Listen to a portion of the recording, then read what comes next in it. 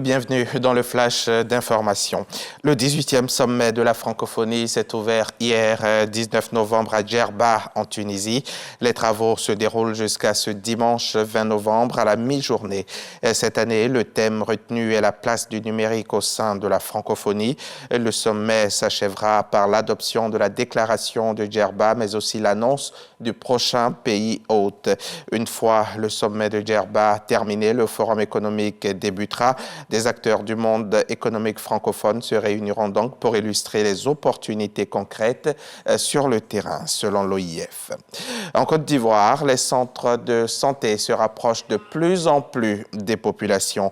Cette semaine, c'est Sakassou, dans la région de Gbeke, qui verra son hôpital général entièrement rénové. Les travaux de la nouvelle maternité, du bâtiment incinérateur et du bloc énergie sont lancés avec la pose de la première pierre par le ministre de la Santé. Ils vont coûter 1,4 milliard de francs CFA. Kader Sogodogo. La nuit est tombée. Le ministre de la Santé, de l'Hygiène publique et de la couverture maladie universelle, Pierre Dimba, avec à ses côtés le ministre-gouverneur de la vallée du Bandama, Jean-Claude Kouassi, et plusieurs cadres de la région de Gbeke, procèdent à la pose de la première pierre des travaux de rénovation de l'hôpital général de Sakassou. Bien avant, au cours d'une cérémonie à l'enceinte de cet hôpital, les cadres de Sakassou et de la région de Gbeke avaient tenu à saluer l'engagement du gouvernement à doter la région d'infrastructures nécessaires répondant aux besoins des populations. Ce haut cadre exemplaire, pétri de compétences, qui a décidé de mettre son expérience et son carnet d'adresses au service de ses parents pour accélérer le développement de Sakassou, a tout fait la vraie politique parce qu'il apporte le bien-être à ses parents. C'est ensemble que nous faisons ce travail de construction. En réalité, nous co-construisons Sakassou du social. Je suis heureux et fier de l'engagement de chacun et de chacune dans cette œuvre de développement solidaire. Je voudrais saisir l'heureuse occasion de cette cérémonie pour exprimer notre reconnaissance et toute notre gratitude à tous nos bienfaiteurs, avec à leur tête le président de la République, son Excellence, M. Alassane Ouattara. 1,4 milliard de francs CFA pour un bâtiment maternité, un bâtiment incinérateur et un bloc énergie. Pierre Dimba, au nom du gouvernement, se présente à Sakassou comme un soldat du bien-être sanitaire.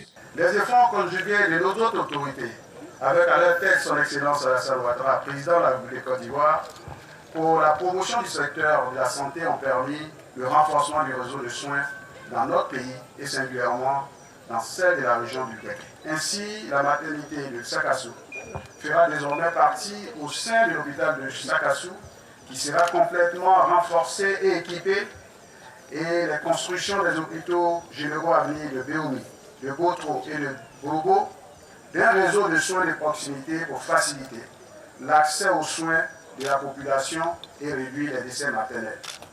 Avant la fin des travaux prévus pour le premier trimestre 2023, Pierre Dimba a remis, au nom du président de la République Alassane Ouattara, les clés d'une ambulance médicalisée et du matériel sanitaire pour renforcer le plateau technique de l'hôpital général de Sakassou.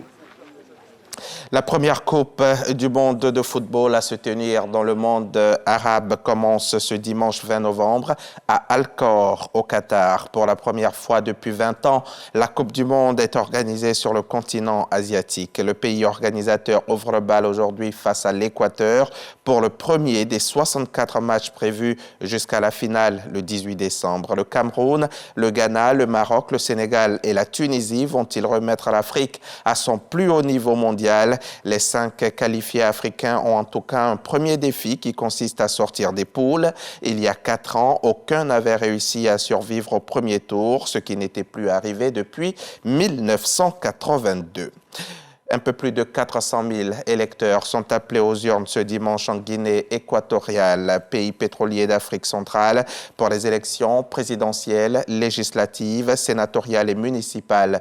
Pour la présidentielle, Teodoro Obiang Nguema, au pouvoir depuis 43 ans, brigue un 6e mandat. Il détient déjà le record du monde de longévité pour un chef d'État hors monarchie encore en exercice. Arrivé au pouvoir par un coup d'État en 1979, à la dernière dernière présidentielle en 2016. Il l'a emporté avec près de 94% des voix.